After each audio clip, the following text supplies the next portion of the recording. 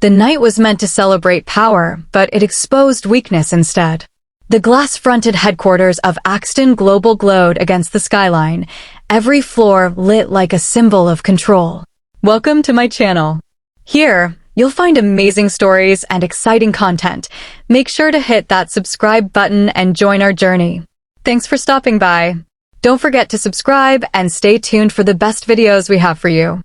Inside, investors laughed, executives clinked glasses, and cameras flashed. Outside, the city moved without caring who ruled it. I stood near the entrance, smoothing my dress, reminding myself to breathe. This was not a family party. It never was. It was a business anniversary, 25 years since the company had risen from a rented office to a multinational empire. And at the center of it all were three brothers, each believing the company belonged to him more than the others. I was married to the eldest. Ethan Axton carried himself like a king who never doubted his crown. Calm voice, sharp eyes, confidence built on decades of being obeyed. To the world, he was the face of Axton Global. To me, he was a man who measured love by usefulness. The middle brother, Marcus, smiled more than he spoke. He understood numbers the way musicians understand notes. Quiet, precise, dangerous in ways people underestimated. The youngest, Julian, was fire. Loud opinions, fast decisions, reckless ambition. He wanted control without patience, authority without responsibility. Together, they ran the company. Together, they destroyed anything that stood between them and dominance. Including me. As soon as we entered the lobby, I felt it. The shift. The way Ethan's hand tightened on my arm, not affection, but warning. Stay close, he murmured, not looking at me. And don't speak unless spoken to. I nodded, like I always did. I had learned long ago that survival in this family meant silence. The evening unfolded like a rehearsed play. Speeches about legacy. Praise for leadership. Applause timed perfectly. But beneath the polished surface, tension moved like a current. I saw it in Marcus's clenched jaw. In Julian's restless pacing. In Ethan's forced smile. When the board chairman announced a surprise toast, everything cracked. He spoke of transition. Of future leadership. Of change. Ethan's smile froze. I didn't know the details yet, but I knew one thing. This wasn't planned. Ethan leaned down, his lips barely moving. Go to the car. I blinked. What? Now, he hissed. You don't belong in this part. People were watching. Investors. Journalists. Security. I'm your wife, I said quietly. This is a company event. He turned to me then, eyes cold. You're an accessory, not a partner. Don't make me say it twice. Before I could respond, two security guards stepped closer, not roughly, but firmly. Their hands guided me toward the exit as if I were a disruption that needed removing. Humiliation burned through me. I didn't do anything, I said, my voice shaking. No one listened. The doors closed behind me with a soft, final sound. Outside, the night air felt heavier. I was escorted to a black sedan and the door opened. I resisted, tears blurring my vision, my hand hitting the glass as the door shut. Inside, the world felt smaller. I cried, not loudly, not dramatically, but in the quiet way that comes when dignity breaks. The driver didn't move for a long moment. Then he turned. He was an older man, silver hair, calm expression.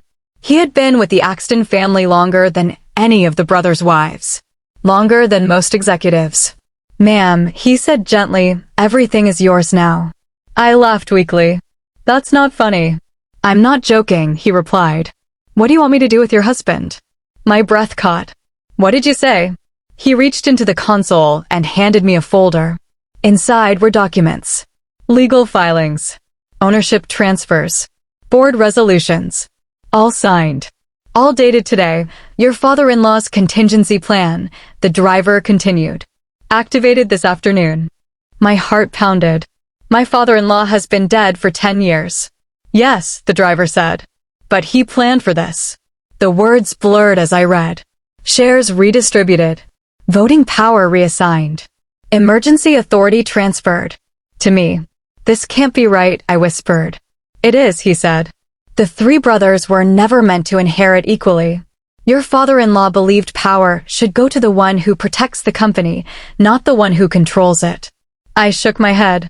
Why me? Because you warned him, the driver said. Years ago. About what his sons would become. I remembered that conversation. Late night. Quiet office. I had thought he barely listened. Apparently, he remembered everything. Inside the building, applause erupted again. Ethan was probably smiling. Marcus calculating. Julian burning. None of them knew the ground had already shifted. What do you want me to do? The driver asked again. I wiped my tears and looked out at the glowing tower. Take me home, I said. For now. The house was silent when Ethan returned. He was furious. Do you have any idea how that looked? He demanded, tossing his jacket aside. Walking out like a child? I didn't walk out, I replied calmly. I was removed. That's the same thing. No, I said. It isn't. He stared at me, confused by my tone. Something happened tonight, I continued. And it wasn't about me. He laughed sharply. You wouldn't understand business. I understand it better than you think. That was the moment he felt it, the loss of control he couldn't name. The next morning, the board meeting was called early. Emergency session. All three brothers arrived confident. All three left shaken. The announcement was brief and devastating. Temporary executive authority had been transferred. Voting power consolidated. Decision-making rights reassigned. To me, Julian exploded. This is a joke. Marcus said nothing, his eyes scanning the room. Ethan stood frozen. You can't do this, he said slowly. She's my wife. The chairman looked at him evenly. That's irrelevant. I stood. I'm not here to take revenge, I said. I'm here to protect what you're destroying. Julian laughed bitterly. You? Protect us? No, I corrected. Protect the company. From you. Silence fell. Marcus finally spoke. What do you want? I met his gaze. Transparency. Accountability. And separation of personal power from corporate control. Ethan stepped toward me. You're betraying your family. I looked at him, really looked. You taught me how, I said quietly. Over the following weeks, the empire changed. Deals were reviewed. Layoffs halted. Illegal expansions canceled. Investigations launched. Julian resigned in protest. Marcus stayed, adapted. Ethan fought until the end. The divorce was public. Ugly. I didn't enjoy it. But I didn't lose sleep either. One evening, months later, I sat in the same black sedan. The driver caught my eyes in the mirror. Any regrets? He asked. I looked at the city, the same skyline, different meaning. No, I said. Just lessons. He smiled and drove on. The car moved smoothly through the city, headlights cutting through the night like quiet decisions being made without permission. I watched reflections slide across the window glass, towers, streetlights, strangers, thinking about how quickly power changes hands when people assume it never will. The driver didn't speak again. He didn't need to. Silence felt safer than words. When we reached the house, I didn't go inside immediately. I stood at the gate, keys cold in my palm, breathing slowly. This place had never felt like home. It had always been a temporary shelter built on someone else's authority. Tonight, for the first time, it felt like neutral ground. Inside, the house was exactly as I'd left it, perfect, expensive, empty. I slept for barely 2 hours. By morning, my phone was filled with missed calls. Ethan, Marcus, Julian, board members, unknown numbers. The world had discovered the shift before breakfast. I showered, dressed simply, and tied my hair back. No jewelry, no symbols. If I was going to walk into that building again, I would do it as myself, not as someone's wife, not as someone's accessory. At precisely 9 a.m., the black sedan was waiting. The driver opened the door. They're all there, he said. I expected that, I replied. The headquarters looked different in daylight. Less theatrical. More honest. Power was less impressive when stripped of night lights and champagne. Inside, the boardroom buzzed with tension. Conversations stopped when I entered. Ethan stood near the window, his back stiff. Marcus sat at the table, fingers interlaced, eyes calculating. Julian paced like a caged animal. The chairman cleared his throat. Thank you for coming on short notice. Ethan turned sharply. This meeting is illegal. No, the chairman said calmly. It's overdue. I took the empty seat at the head of the table. Julian laughed. You're enjoying this. No, I said. I'm correcting it. His smile vanished. The presentation began. Charts. Documents. Evidence of mismanagement, hidden debts, risky acquisitions rushed through without approval. Things I had warned Ethan about years ago. Things he had ignored because listening would have meant slowing down. Marcus watched silently. He already knew most of it. He had always known. His sin wasn't ignorance, it was patience. He waited for storms to pass instead of stopping them. Ethan finally spoke. You think you can run this company? I already have, I said evenly. Just without the title. That's manipulation. That's responsibility. Julian slammed his hands on the table. This is a coup. No, I replied. This is succession. Silence settled heavily. The chairman leaned forward. The decision is temporary. Performance will determine permanence. Ethan laughed bitterly. And you trust her? I trust the numbers, the chairman said. And the numbers trust her. The meeting ended without resolution, but with consequences. By noon, the company knew. By evening, the media knew. Headlines spoke of unexpected leadership transition and internal restructuring. Analysts speculated. Stocks dipped, then stabilized. Investors waited. At home. Ethan exploded. You humiliated me, he shouted. In front of everyone. I didn't mention your name, I replied calmly. You didn't have to. They know. He stepped closer, voice low. You think you're powerful now. I think I'm responsible, I said. There's a difference. He scoffed. You're nothing without me. That was the moment I realized how deeply afraid he was. I was something before you, I said. And I'll be something after. The words hit him harder than anger ever had. He left that night. Marcus requested a private meeting 2 days later. We met in a smaller conference room, away from cameras and egos. You're not reckless, he said. I respect that. I'm not here for respect, I replied. I'm here for stability. He nodded. Julian won't accept this. I know. And Ethan. I paused. Ethan is fighting a ghost. He doesn't know how to lose to someone he never saw as competition. Marcus studied me. What do you want from me? Honesty, I said. And cooperation. And if I refuse? Then you leave, I replied. With dignity intact. He smiled faintly. You're more ruthless than I expected. No, I said. I'm just done being polite. Julian didn't wait for meetings. He went public. Interviews. Accusations. Claims of betrayal. He painted himself as the victim of manipulation, hinting at personal motives, marriage drama, hidden affairs that didn't exist. I said nothing. The company responded with facts. Stockholders listened to numbers, not tantrums. Julian's credibility collapsed within weeks. Ethan tried privately. He came to the house late one night, eyes tired, anger replaced with something close to desperation. And this, he said. We can fix it. I looked at him across the room that had never felt like home. You don't want to fix it, I said. You want it returned. That's not fair.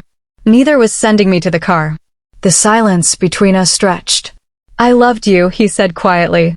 I know, I replied. You just loved power more. The divorce papers arrived 3 days later. I signed without ceremony. At the company, things stabilized. Employees noticed changes. Decisions slowed, but improved. Departments communicated.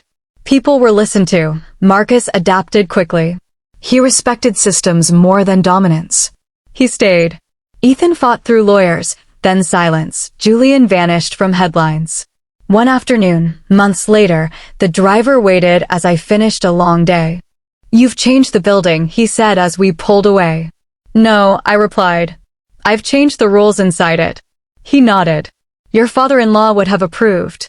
I looked out the window, watching the city move. Power isn't loud, I said. It's consistent. The car drove on, steady and unremarkable, just like real control. The city learned to breathe again. That was the first thing I noticed as months passed. Not in a poetic way, not dramatically, but in numbers, patterns, behavior. Traffic outside the headquarters no longer swelled late into the night. Employees left on time. Meetings ended with conclusions instead of threats. The building still stood tall, but it no longer felt like it was leaning forward, ready to fall. Power, I learned, doesn't always collapse loudly. Sometimes it simply loosens its grip. Marcus adjusted faster than I expected. He stopped trying to outthink everyone and started listening. Not because he suddenly became kind, but because he was intelligent enough to understand that survival required change. In many ways, he was the most dangerous of the three brothers, because he could evolve. Julian, on the other hand, could not. His resignation had been dramatic. Public statements, half-truths, emotional interviews. But drama fades quickly when it isn't fed. Within weeks, his name stopped appearing in headlines. Investors lost interest. Journalists moved on. Ethan lingered the longest. He fought in court. He fought in boardrooms. He fought through whispers and intermediaries. When none of it worked, he fought with silence, the most exhausting kind of resistance. The divorce finalized quietly. No apologies. No closure. Just signatures. I didn't celebrate. I didn't mourn either. There are endings that don't deserve emotion. One evening, as winter settled into the city, the driver took a different route home. I noticed immediately. You missed the turn, I said. No, he replied calmly. I was asked to. I raised an eyebrow. By whom? Your mother-in-law. My heart tightened. She's awake. She's waiting. The hospital room was private, quiet, expensive in that way only powerful families manage to make medical spaces feel controlled. Machines hummed softly. Curtains filtered the city lights. She looked smaller than I remembered. Frail. But her eyes, those sharp, calculating eyes, were unchanged. You did well, she said without greeting. I sat beside her bed. I did what was necessary. She smiled faintly. That's what I taught them. They just never listened. You never trusted your sons, I said carefully. I loved them, she corrected. Trust is different. She studied my face. Do you regret marrying into this family? I thought about it. About humiliation. About silence. About the night I was pushed into a car like an inconvenience. No, I said honestly. It taught me who I am. Her smile deepened. Good. Then my work wasn't wasted. She closed her eyes shortly after. She passed away 2 days later. The funeral was controlled. Public. Respectful. The brothers stood together for the cameras, 3 shadows pretending unity. But I saw the truth in their posture, in the distance between them. When it was over, they went their separate ways. So did I. Spring arrived with new challenges. Success attracts attention. Attention attracts enemies. Competitors tested us. Lawsuits surfaced. Old alliances demanded favors. People wanted to see if the woman at the top would crack under pressure. I didn't. I learned to let silence work for me. To say less. To wait longer. To act when others expected reaction. Marcus became an ally, not out of loyalty, but mutual benefit. You don't rule with fear, he said once during a late meeting. You rule with predictability. Fear is unstable, I replied. Systems last longer. He nodded. Ethan never understood that. Neither did Julian. One afternoon, a name appeared on my assistant's screen that surprised me. Julian Axton. I hesitated, then approved the call. Still alive, he said bitterly. Yes, I replied. You. A pause. I want back in. No, I said calmly. You don't even know what I'm offering. I know exactly what you're offering, I replied. Chaos. He laughed, sharp and tired. You think you're better than us. No, I said. I think I'm finished with you. The line went dead. That was the last time we spoke. Ethan tried once more, through a letter. It arrived handwritten, unexpected. He wrote about memories. About early years. About mistakes.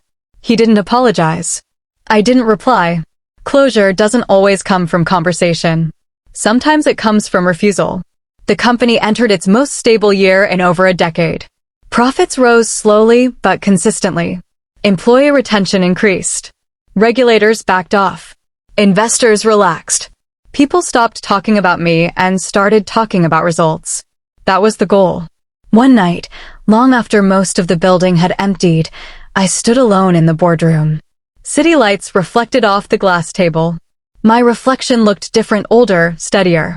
The driver waited downstairs, as always. "Do you ever wonder," he asked as we pulled away, "what would have happened if you'd stayed in the car that night?" I considered the question.